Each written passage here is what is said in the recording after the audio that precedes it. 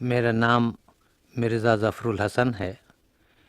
میری تاریخ پیدائش 3 جون 1916 ہے۔ میں قسم کھا کر تو نہیں کہہ سکتا کہ یہ بالکل صحیح تاریخ پیدائش ہے، اس لیے کہ میں جس زمانے میں پیدا ہوا ہوں اس زمانے میں سالگرہ کا چرچا نہیں تھا، اور عام طور پر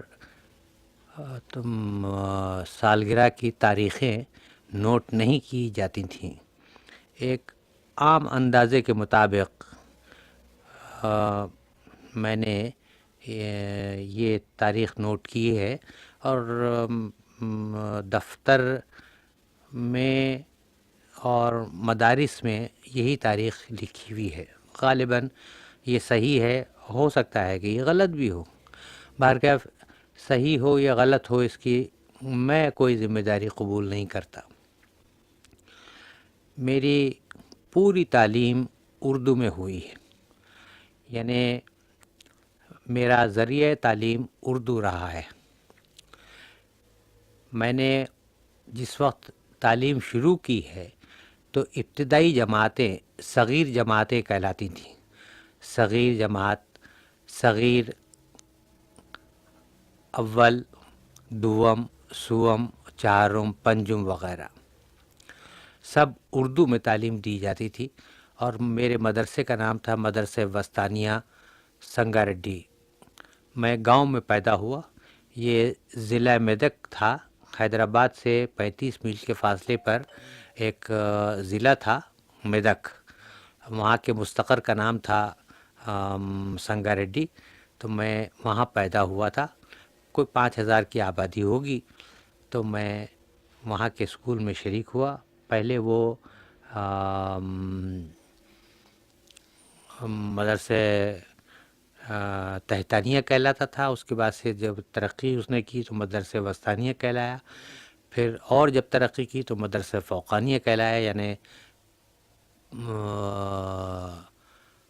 ہائر سیکنڈری۔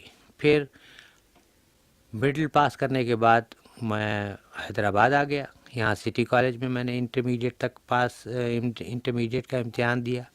پھر جامعہ عثمانیہ میں نے ایم اے تک تعلیم پائی، یہاں بھی سب اردو میں تعلیم پائی۔ پھر ایم اے کے پہلے سال تک میں نے تعلیم پائی، اور پھر میں ریڈیو میں ملازم ہو گیا، اناؤنسر رہا، پھر سپرنٹینڈنٹ بنا، پھر اسسٹنٹ اسٹیشن ڈائریکٹر ہوا، پھر حیدرآباد کا فال ہو گیا، کراچی آ گیا۔ یہاں ریڈیو پاکستان پشاور میں ملازم ہوا، 4-5 سال تک ریڈیو میں رہا۔ پھر الیکشن کمیشن میں ملازم ہوا، ڈپٹی الیکشن کمشنر کی حیثیت سے میں پینشن میں نے لے لی۔ پھر علمی ادبی سرگرمیوں میں حصہ لینے لگا، ادارے یادگار غالب کی بنیاد رکھی، فیض صاحب سے دوستی ہوئی۔ پھر میں نے اپنی یادوں کا ایک مجموعہ لکھا، ذکر یار چلے، جس میں اپنے بچپن سے لے کر حیدرآباد چھوڑنے تک کے واقعات لکھے۔ ایک اور کتاب لکھی، پھر نظر میں پھول مہکے۔ پھر سقوط حیدرآباد پر ایک کتاب لکھی، دکن اداس ہے یارو۔ پھر فیض اور مخدوم پر ایک کتاب لکھی، عمر گزشتہ کی کتاب۔ اور ابھی ایک کتاب لکھی ہے، قرض دوستاں، فیض کے دیباچوں اور مقدموں پر ایک کتاب لکھی ہے۔ اور 1978 میں حیدرآباد گیا تھا 30 سال کے بعد، تو اب وہ ایک سفر نامہ لکھا، کتابت ہو گئی ہے، ابھی چھپی نہیں ہے کتابیں۔ ایسی بہت سی کتابیں لکھی۔ پھر غالب لائبریری کی بنیاد رکھی۔ اس سے پہلے میں نے انجمن طلباء قدیم جامعہ عثمانیہ کے سیکریٹری کی حیثیت سے کام کیا 2 سال تک۔ اس میں ایک بڑا معرکہ آرا مقدمہ کیا عمرہ جان ادا بنام مرزا رسوا، جس میں عمرہ جان ادا نے ایک مقدمہ دائر کیا ازالہ حیثیت عرفی کا اپنے مصنف مرزا رسوا کے خلاف۔ بہت مشہور مقدمہ ہوا۔ پھر ایک اور ادبی مقدمہ کیا، غالب کے اڑیں گے پرزے۔ ان دونوں مقدموں کی بڑی شہرت ہوئی۔ ان مقدموں کی وجہ سے فیض صاحب کچھ چونکے، اور انہوں نے مجھے ادارے یادگار غالب کی معتمدی سپرد کی۔ اس طرح سے ادارے یادگار غالب کی بنیاد پڑی، اور پھر غالب لائبریری بنائی، اور 10-12 سال سے میں اس کا معتمد ہوں۔ یہ بہت اچھی لائبریری ہے، چھوٹی ہے मगर स्पेशलाइज्ड लाइब्रेरी है, स्पेशलाइज्ड यानी उर्दू अदब की ख़ास लाइब्रेरी है। मैं समझता हूँ कि हिंदुस्तान और पाकिस्तान जैसे गरीब मुल्क के लिए स्पेशलाइज्ड लाइब्रेरीज़ की ज़्यादा ज़रूरत है बनिस्बत आम लाइब्रेरीज़ की। आम लाइब्रेरीज़ में तो ये होता है कि हर शोबे की किताब रखी जाती है मगर कोई शोबा मुकम्मल नहीं होता है। और स्पेशलाइज्ड लाइब्रेरी में होता है कि एक शोबे की ज़्यादा से ज़्यादा किताबें आप रख सकते हैं। चुनांचे उर्दू अदब की बहुत सी किताबें यहाँ मैंने जमा की हैं, कोई 15,000 उर्दू अदब की किताबें हैं और 50,000 के करीब रिसाले हैं। और इसकी एक इम्तियाज़ी खुसूसियत ये है कि न सिर्फ 50,000 रिसाले हैं बल्कि ये सब के सब जिल्द बने हुए हैं, मुजल्लद रिसाले हैं। और फिर यूनिवर्सिटियों के और कॉलेजों के रिसाले हैं, ख़ास नंबर हैं 2000 के करीब। और रिसालों में जो मज़ामीन हैं उसके इंडेक्स कार्ड्स मैंने बनवाए हैं, तकरीबन 60-70 हज़ार इंडेक्स कार्ड्स बने हुए हैं। इन इंडेक्स कार्ड्स का एक फ़ायदा ये हुआ है कि अभी 2 साल पहले पंजाब यूनिवर्सिटी की 2 ख़वातीन तशरीफ़ लाई थीं कराची, जिन्होंने नसीरुद्दीन हाशमी और डॉक्टर सैयद मोहिउद्दीन क़ादरी ज़ोर पर पीएचडी किया है और यहीं लाइब्रेरी में बैठ के इन्होंने काम किया और इंडेक्स कार्ड्स की मदद से, तो उनको बड़ी सहूलत हुई। इसी तरीके से लखनऊ यूनिवर्सिटी के एक रिसर्च स्कॉलर आए थे, उन्होंने नावल के तकाबुली मुताले पर पीएचडी किया। तो इंडेक्स कार्ड्स का ये एक फ़ायदा होता है। और बाहर का यहाँ जलसे भी होते हैं, इस लिहाज से मैं समझता हूँ कि ये काफ़ी अच्छा तहक़ीक़ी इदारा है। अब सिर्फ़ ये है कि एक मुफलिस है लाइब्रेरी, कल्लाश है और लोग ज़्यादा दिलचस्पी लेते नहीं हैं। और गालिब लाइब्रेरी पर ही क्या मुनहसर है, आम तौर पर इल्म व अदब से हमारे मुल्क में और इस माशरे में कोई दिलचस्पी नहीं ली जाती और ये एक बहुत बड़ा अलमिया है। मेरा अपना ये ख़्याल है कि जिस माशरे में इल्म अदब से दिलचस्पी नहीं होगी फिर वो ज़िंदगी में किसी चीज़ से दिलचस्पी नहीं होगी, और जब किसी चीज़ से भी दिलचस्पी नहीं होगी तो वो माशरा बहुत ही मुर्दार माशरा होगा। आपकी सारी सियासत, तिजारत, ज़राअत और ज़िंदगी के सारे शोबे ख़त्म हो जाते हैं अगर आपके पास इल्मी और अदबी चहल पहल ना हो। इल्मी अदबी चहल पहल ना हो तो ये सारे शोबे जो हैं ये बिल्कुल मुर्दार शोबे बन जाते हैं। इन्हीं की वजह से असल में ज़िंदगी आती है, इन्हीं की वजह से। मगर कभी कभी मैं ये देखता हूँ कि गालिब लाइब्रेरी में जो 10-12 नौजवान लड़के और लड़कियाँ आके बैठते हैं और काम करते हैं तो उससे मुझे मेरी बड़ी हौसला अफजाई होती है, इस वजह से कि ये 10-12 लड़के भी जो आके बैठते हैं तो ये खालिस इल्म अदब ही से दिलचस्पी रखते हैं, इनको किसी और चीज़ से दिलचस्पी नहीं होती, क्योंकि न तो वहाँ अखबारात आते हैं, न फ़िल्मी जराइद होते हैं और न जिनसी मौज़ूआत पर कुछ किताबें होती हैं, सिर्फ़ इल्म अदब ही है। गालिब है, इकबाल है, फैज़ है, जोश है, फ़िराक़ है, फ़राज़ है और क़साइद हैं, हम्द है, नात है, मनक़बत है और क़सीदा है, नस्र है, नज़्म है, इसी मौज़ूआत पर किताबें हैं और रसाइल हैं, मज़ामीन हैं, इन्हीं को पढ़ने के लिए लोग आते हैं, तो इनसे दिलचस्पी लेने के लिए लोग आते हैं। तो इससे बड़ी हौसला अफजाई होती है कि ये लड़के और ये लड़कियां सिर्फ इसी में दिलचस्पी लेने के लिए आते हैं। फैज़ गालिब लाइब्रेरी के बानी हैं। फैज़ के ताल्लुक़ से मैंने कुछ काम किया है, बल्कि बहुत कुछ काम किया है, इस तरह से कि जब फैज़ ने गालिब की 7 साला बरसी का ज़माना आया 1978 का, 68 का, तो सिफ्त हसन मेरे पास आए और उन्होंने कहा कि फैज़ साहब ने तुम्हें बुलाया है। मैं गया, उस ज़माने में मैं डिप्टी इलेक्शन कमिश्नर था। तो फैज़ साहब ने मुझसे कहा कि देखो भाई, हिंदुस्तान में, मॉस्को में और दूसरे मुल्कों में غالب کے 7 سالہ برسی منائی جانے والی ہے، پاکستان میں بھی کچھ نہ کچھ ہونا چاہیے، تو کوئی ایک ادارہ وغیرہ بناؤ اور کچھ کرو۔ میں نے کہا بہت اچھا۔ میں واقف نہیں تھا فیض صاحب سے زیادہ، صرف اتنا جانتا تھا کہ مشہور شاعر ہیں اور ان کے کچھ کلام ولام پڑھا تھا میں نے، ان سے میرے مراسم نہیں تھے۔ مگر دوسرا ہی جملہ فیض صاحب نے یہ کہا کہ ایک بات ہم تمہیں بتا دیں کہ ہم تمہارے ساتھ تو ضرور رہیں گے مگر ہم خود کوئی کام نہیں کریں گے، تم اگر کوئی کام ہمیں بتا دو تو وہ کام ہم کر دیں گے، مگر اپنے طور پر ہم کوئی کام نہیں کریں گے تمہارا، نہ ادارے کا، تمہیں کو کرنا پڑے گا تنہا تنہا سارا کام۔ تو میں نے کہا مناسب ہے۔ تو کہنے لگے کہ اگر تم میں اتنی ہمت ہے کہ تنہا تنہا سارا کام کر سکتے ہو تو اس میں ہاتھ ڈالو، ورنہ مت کرو۔ تو میں نے کہا کہ میں دعویٰ تو نہیں کرتا تھا کہ میں صاحب اکیلا یہ سارا کام کر سکوں گا، کوشش کرتے ہیں، دیکھیے ہوا ہوا، نہیں ہوا نہیں ہوا۔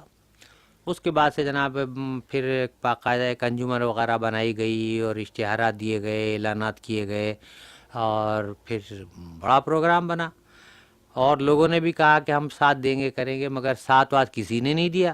اور واقعہ یہ ہے کہ مجھے تنہا کام کرنا پڑا، اور مگر مجھے یہ اعتراف کرنا ہے کہ فیض صاحب نے قدم قدم پر میری حوصلہ افزائی کی، اور اگر فیض صاحب نہ ہوتے تو شاید میں غالب کے 7 سالہ برسی نہ منا سکتا۔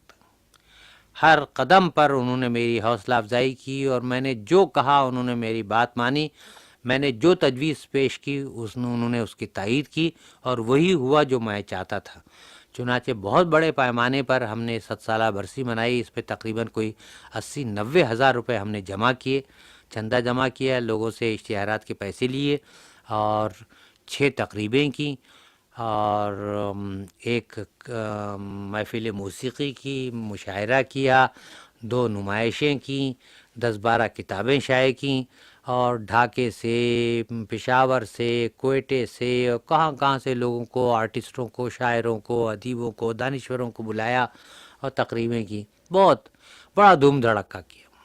اس کے بعد فیض صاحب نے کہا کہ بھئی یہ تو جلسے ولسے تو ہوتے ہی رہتے ہیں، اور اس کی کوئی ایک مستقل یادگار قائم ہونی چاہیے۔ چنانچہ یہ غالب لائبریری بنی، اور اس کے بعد سے یہ کتابیں جمع کی گئیں، اور اس کا افتتاح ہوا، اور یہ لائبریری بنی۔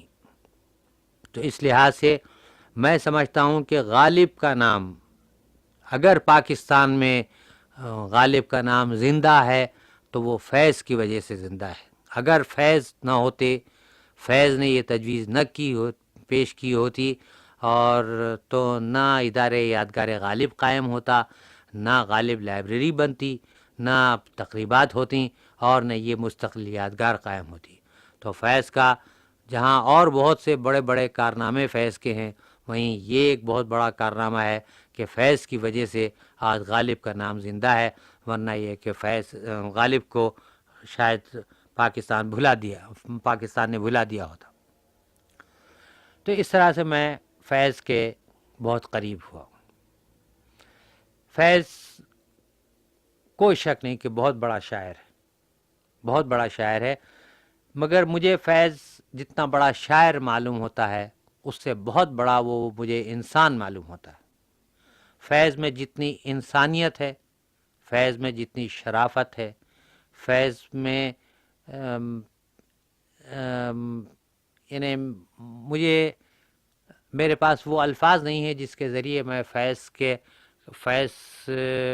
کی شخصیت کو پیش کر سکوں، جس کی وجہ سے مجھے فیض سے انس ہے، پیار ہے، عشق ہے، محبت ہے، کہ کیوں میں فیض کو بڑا آدمی سمجھتا ہوں، فیض کے قریب رہنا چاہتا ہوں، فیض کے قریب ہوں۔ میں فیض کو بحیثیت انسان شاعر سے بڑا سمجھتا ہوں۔